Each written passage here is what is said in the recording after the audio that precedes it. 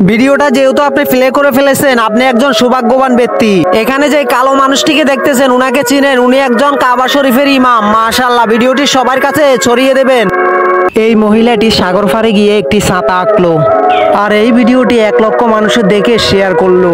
কিন্তু আফসোস ভাই, আমাদের এই পবিত্র আল্লাহর নামটি দেখে একজন লোকও শেয়ার করলো না।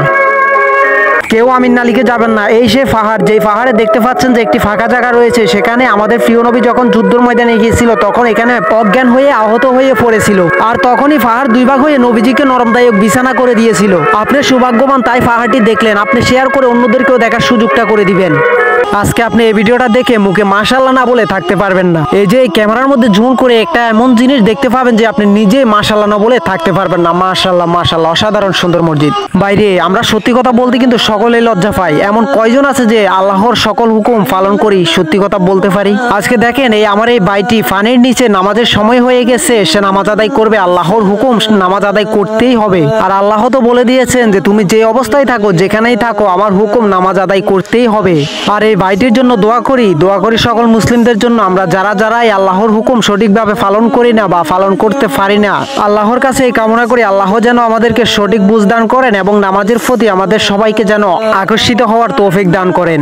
মসজিদ ভাঙাকালীন আজান শুরু করলো। ভারতের আসামে যখন মসজিদ ভাঙে তখনই আজানের সময় হয়। চারিপাশের মসজিদ থেকে যখন আজানের সুর বেশি আসে, এক ভাই দাঁড়িয়ে না থেকে ভাঙা মসজিদের মধ্যে আজান শুরু করে দেয়। সে আজান দিতে দিতে জ্ঞান হারিয়ে ফেলে। তারা মসজিদ ভাঙতে পারবে, কিন্তু আল্লাহ দেওয়া এই আজান তারা কখনোই বদ্ধ করতে পারবে না। ইন্না লিল্লাহি ওয়া ইন্না ইলাইহি রাজিউন। দেখুন ভাই, মালাকুল মউত কিন্তু কাউকে ছাড়বে না।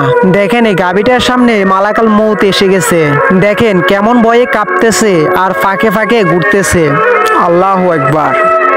মানুষ তার ঘরের ভিতর মূল্যবান জিনিস যত্ন করে রাখার জন্য দামি জিনিস তৈরি করে থাকে। ঠিক এই ভাইটিকে দেখুন, সে আমাদের পবিত্র গ্রন্থ আল কোরআনের জন্য কত সুন্দর একটি তাক তৈরি করে ফেলেছে। মাশাআল্লাহ, ভিডিওটি শেয়ার করে সকল মুসলিম ভাইদেরকে দেখার সুযোগ করে দিবেন।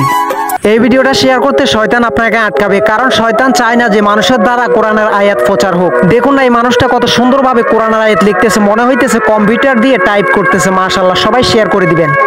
ভাই ভালো করে লক্ষ্য করে দেখুন, এখানে একটি মসজিদ ছিল, যে মসজিদটি পানির সাথে ভেঙে গেছে। আর ভেঙে যাওয়ার পরে দেখুন মসজিদটা তলিয়ে গেছে, কিন্তু মসজিদটার গম্বুজটা এখনো তলিয়ে যায়নি। দেখেন কতটা সুন্দর দেখা যাইতেছে। ভিডিওটি শেয়ার করে সকল মুসলিম ভাইদেরকে দেখার সুযোগ করে দিবেন।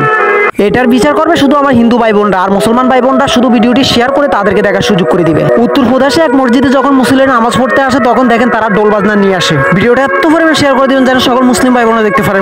দেখেন ভাই, মসজিদ থেকে বের করে দিচ্ছে। মুসল্লিরা যখন মসজিদে নামাজ পড়তে আসে, দেখেন কয়জন সন্ত্রাসী লাঠি ছোটা নিয়ে মসজিদ থেকে মুসল্লিদেরকে বের করে দিচ্ছে। ভিডিওটি শেয়ার করে সকল মুসলিমদেরকে দেখার সুযোগ করে দিবেন এবং কি প্রতিবাদের সাহায্য হলেও একটাবার শেয়ার করবেন। মাশাআল্লাহ মাশাআল্লাহ বলবেন, নবীজির দাঁত মোবারক দেখে বলবেন। আর ভিডিওটি শেয়ার করবেন, নিশ্চয়ই নবীজিকে ভালোবেসেই শেয়ারটা করবেন।